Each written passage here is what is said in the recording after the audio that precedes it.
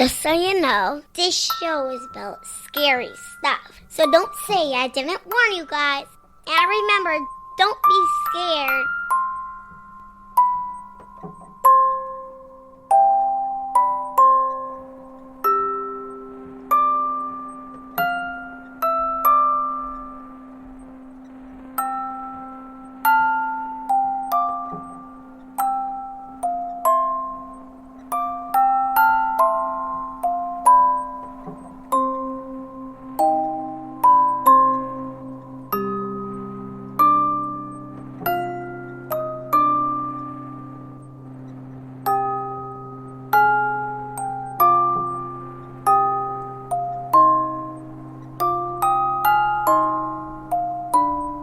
Episode 131, 40 Years. War Baby here with another episode of Murderous Minors. DNA is a reliable method by which to solve cases and has led directly to the arrests of perpetrators who most thought would never be caught.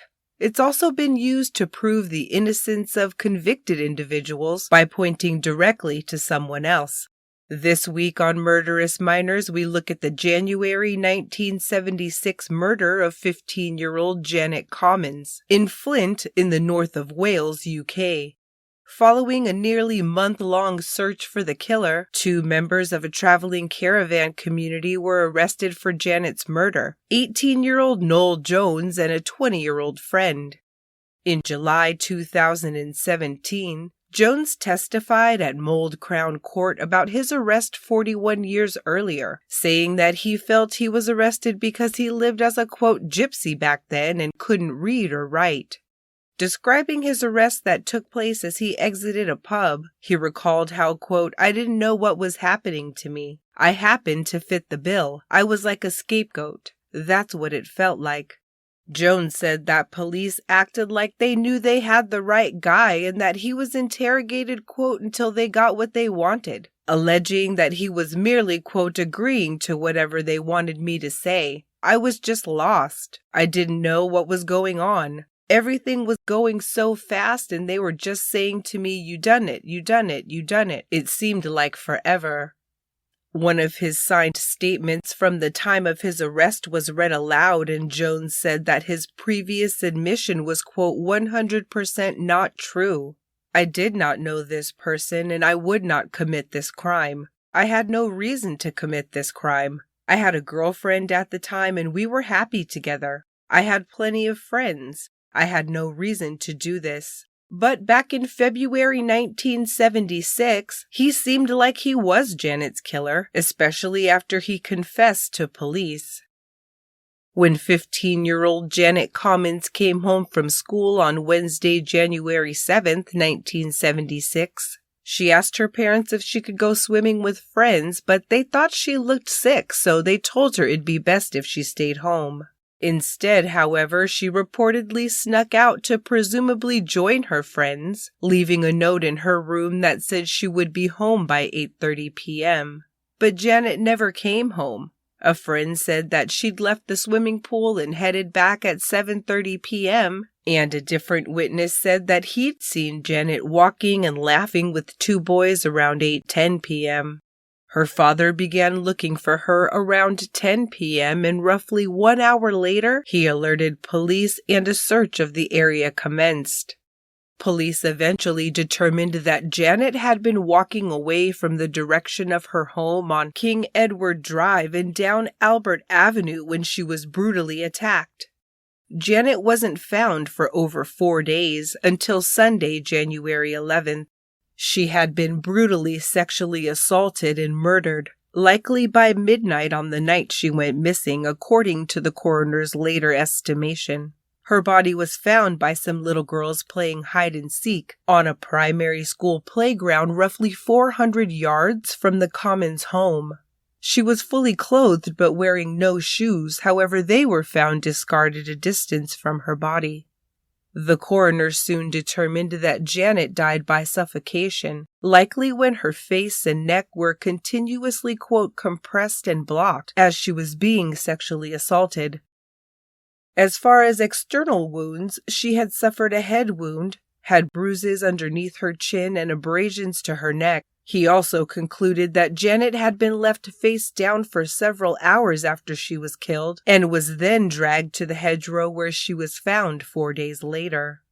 To add to the mayhem, a second attack in the area took place just hours after Janet's body was found, when a 33-year-old nurse 6 miles away from the playground in Pennyford was assaulted and injured. That attack took place at around 7:30 p.m. on Sunday, January 11th, and the nurse said she had been able to kick her attacker, who was male and seemed to be about 18 years old, prompting him to run away.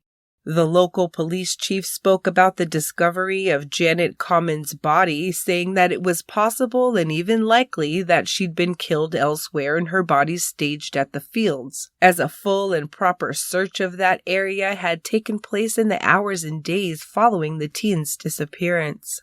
Mud taken from her clothing was later found to have come from a nearby spot called Gorseed Circle, lending credence to the theory. While police attempted to link Janet's murder to the attack on the nurse, they asked the public for help in identifying 3 teen boys who'd been seen in the area when Janet had gone missing. They were said to have been in a white car and had reportedly asked some kids for directions, and police said they were looking to rule them out. Investigators kept the case fresh in the press, saying 10 days after Janet was killed that they felt that the killer lived around there and that he was likely nervous. They felt like a family member or friend could be helping him hide out and warned that he was likely to attack again. The huge investigation included 120 officers, door-to-door canvassing, and led to the questioning of a whopping 10,000 individuals, 1,000 of which were Flint High School students like Janet Commins herself. Police learned that just before she was killed, 2 of her friends from school began receiving mysterious and threatening letters. The lead investigator told the press that, quote, 5 anonymous letters have been sent to the girls at Flint High School before and since the murder. We are naturally worried. He said that one letter read, quote, "You are next," with details about a meeting spot, but when police staked them out, nothing out of the ordinary was observed. All male residents aged 17 to 22 were made to provide an alibi for the night of the murder, including Stephen Hough, who had just turned 17 on January 12th, the day after Janet had been found murdered. The primary school field where Janet's body had been located was visible from Hough's grandmother's home, but he slickly told police that he hadn't been there that night. His wild explanation about his whereabouts seemed too outlandish not to be true. Hough told police that he didn't have anything to do with Janet's murder because he was off committing a different crime elsewhere, siphoning gasoline from cars in town. He was charged and convicted for that crime and made to pay fines, and police looked elsewhere for a suitable suspect. By the end of January 1976, 18-year-old Noel Jones and his 20-year-old friend were arrested, although his friend's charges were later withdrawn. Though Jones initially denied involvement, he signed 2 different detailed yet allegedly false confessions 2 days later. Jones has always maintained that he was illiterate at this time. He went to trial in June 1976, and the lead investigator on Janet's case testified that the teen hadn't been offered an attorney because, quote, there was no requirement in those days for a person to be advised that he could have a solicitor, and because he wanted the murder to be investigated both, quote, properly and thoroughly. Jones's 16-year-old girlfriend later testified that 2 days after Janet was murdered, she and Jones had gotten engaged after knowing each other for 3 years and dating since the previous summer. She also said that Jones had confessed to her and talked about using her as a potential alibi, but that she didn't take him seriously and that he later said he'd been joking. On day 2 of his trial, Jones admitted to manslaughter, meaning that the proceedings stopped there. In the end, he alone was convicted of Janet Commins' rape and murder and sentenced to 12 years in prison, though Justice Cantley stated at sentencing that, quote, the girl was killed by you and another man in the course of a bestial sexual attack. No accomplice was ever arrested in connection to Jones's involvement in Janet's murder, though investigators have always maintained belief that more than one perpetrator killed Janet. By mid-April 1982, Noel Jones, then 24, was released from prison in Liverpool, England after serving 5 years and 9 months, less than 50% of his 12-year sentence. Jones would later say that the years he spent in prison for a murder he says he eventually confessed to but didn't actually commit, quote, absolutely destroyed my life. And that's where the story stayed for decades, seemingly solved yet somehow not completely resolved, which was why the case was revisited in the early 2000s. Specifically, in 2003, the North Wales Police began to inquire about possible forensic material from the 1976 investigation, resulting in the eventual identification of microscopic slides from Janet's case 3 years later. This is when unidentified DNA stored since 1976 was finally tested and the profile of a potential suspect was compiled. A year after the slides had been found, the completed profile was entered into the National DNA Database. 5 months later, in November 2007, police learned that the DNA wasn't a match to Noel or to his friend that had been arrested but later released. The case went back on the shelf, though, as investigators waited for a hit from the database. But about 8 months later, a retiring officer who had worked on the original investigation asked the chief constable at her retirement meeting to keep looking at the case, sure that a second person had helped Jones commit the crimes. The chief constable assigned an officer to have another look at the Janet Commins murder case, and he began a notebook on the review on August 2, 2008, writing in it, quote, Jones convicted manslaughter, all his actions fit the injuries, so how could a third party be involved in the death? The injury he's referring to is the head wound, which Jones had told his girlfriend that he had inflicted on Janet by hitting her with an empty beer bottle. A few weeks later, the officer wrote in a memo to a superior that, quote, quite a lot of work done on this case in the last 5 years, which had led to the recovery of a partial male DNA profile that did not match Mr. Jones or his friend. This does give rise to concern over who may be involved in this crime. It, of course, does not rule out Mr. Jones or his friend. He ultimately concluded that Janet had been, quote, sexually involved with a third party at some point before or during the commission of the crime, adding that to prove it, they'd, quote, first have to prove the original conviction was in some way unsafe. There does not seem to be much room for 2 or more offenders that fits in with the physical evidence of the attack and the injuries known. The investigator recommended they continue trying to find a match to the DNA profile and wrote in conclusion that, quote, I suggest a high-level decision should be made on, do North Wales Police wish to conduct a further review into this matter in light of the current information? If yes to the above, then what would be the objectives, terms of reference of any such review? If no, then obviously we need to be satisfied with where this look at the investigation has left us. It seems that the answer was no, as no further movement took place on the cold case review for almost 2 years. At an unsolved crimes meeting on June 28, 2010, Janet's case was one of the several discussed, with notes indicating that the identification of third-party DNA had been made and that a case review had taken place, quote, to try and convict the second suspect. They discussed the fact that there's been no DNA matches in the database and that the DNA could have come from someone Janet had been with consensually before she was attacked, and agreed to come back to the case in the event of a hit to the profile in the database. At no point did any of the second wave of investigators speculate that Noel Jones was innocent, as he'd been released from prison more than 20 years earlier for what police considered to be his part in the crime. They were simply trying to rule out the presence of a second person, as even Jones himself had implicated an additional attacker in his second signed statement. It took an additional 6 years for a hit on the DNA in the database, a total of 10 years after the slides were located. In 2016, Stephen Hough, who had told police in 1976 that he was siphoning gas when Janet was murdered, was arrested at 57 years old for sexually assaulting a 15-year-old girl. He was a military veteran separated from his second wife at the time, who was living 200 miles from Flint in Essex. The DNA sample he was required to give was matched to one of the samples found on Janet's body after she was killed, with 1,000,000,000 to 1 odds that the semen belonged to him. He had no explanation as to why his DNA had been found on a girl who'd been murdered 40 years earlier. What can you tell me about your involvement in the murder of Janet Commins in January 1976? No comment. So she's been vaginally raped, anally raped, and during the course of that, she's also suffered suffocation around the face and neck.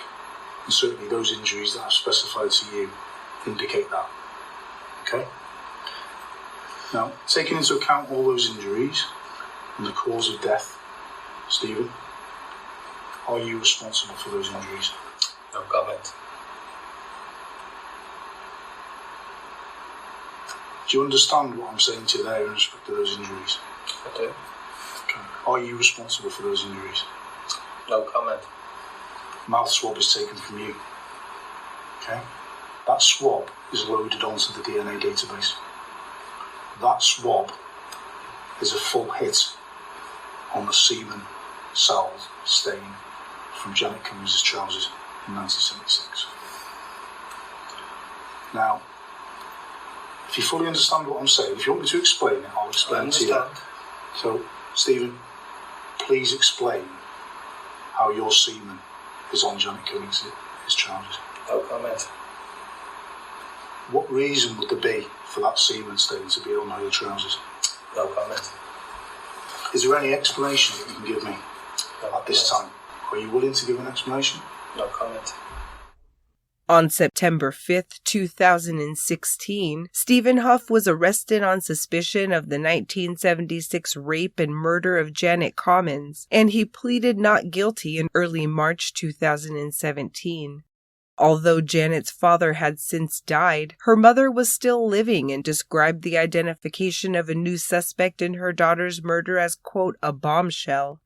At Hough's trial in 2017, Noel Jones testified about the time he spent in prison, and the prosecutor said that Jones, quote, never challenged the circumstances of conviction, but he asserts that he always knew he was innocent, and he only confessed due to the pressure that he felt placed upon him at the time. As it turned out, 3 DNA profiles had been extracted from swabs collected from Janet's body. One was presumably hers. One was later linked to Stephen Hough, and one has never been attributed to anyone, although that sample was of such a low level that its existence could have been, quote, an artifact of the DNA process itself, or the product of contamination from someone who handled the sample. On July 17, 2017, Stephen Hough was sentenced to 12 years in prison at the age of 58 for a crime that DNA linked him to 40 years after it was committed. Found guilty of rape, serious sexual assault, and the lesser charge of manslaughter, Hough maintained his innocence. He did, however, plead guilty to sexual assault of a child under 16 for the attack that put his DNA into the database, and received 3 additional years added on to his sentence. Janet's uncle Derek read from a prepared statement outside the courthouse following Hough's guilty verdict, saying, quote, "It's so galling to think that the person who so maliciously and violently took Janet's life has been living in our community for all these years. The difficulty for the family is that he's had a life, been married, and had children. But he stole Janet's future and took away the opportunity for the family to see Janet grow up, get married, and have her own children.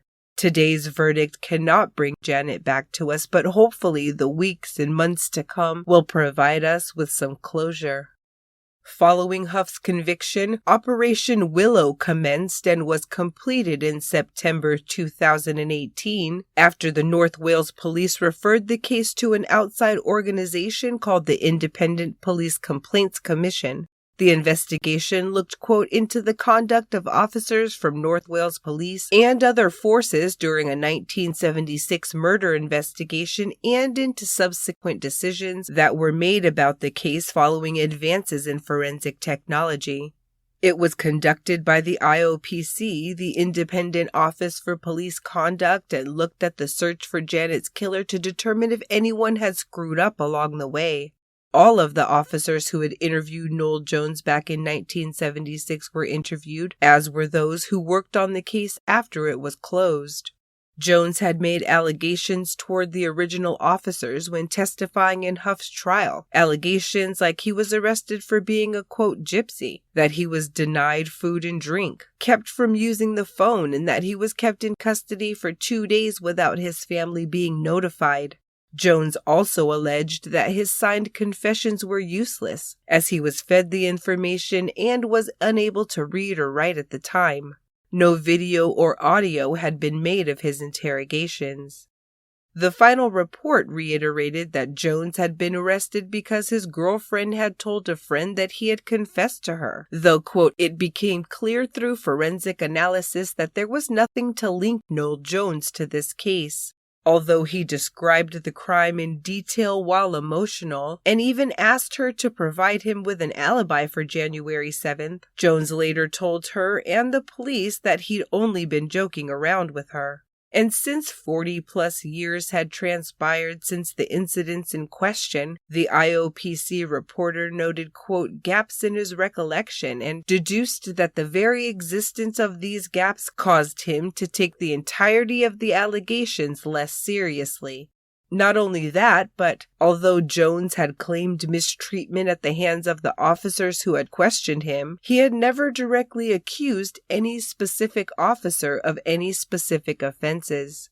All of Jones' allegations were investigated during Operation Willow, and none of the claims were able to be verified, mostly due simply to the passage of time. None of the officers' actions were found to be misconduct. The results were released publicly in March 2019, just months after Noel Jones was cleared of being Janet's murderer. The 61-year-old Jones filed an appeal on his conviction after Hough was sent to prison, and the Court of Appeals determined that a, quote, serious injustice had been done to him, and he was, quote, wholly exonerated from involvement in this terrible case. The Commins family agreed with the appeals court decision and stated that Noel Jones had, quote, suffered as much as us since 1976. Speaking after his exoneration was announced, Jones said, quote, I served my sentence and tried to rebuild my life, not believing that there was any chance of ever proving I was innocent. Living in prison for 6 years as a child rapist and killer was difficult and dangerous, but when I was released, I tried to restart my life despite what was said about me.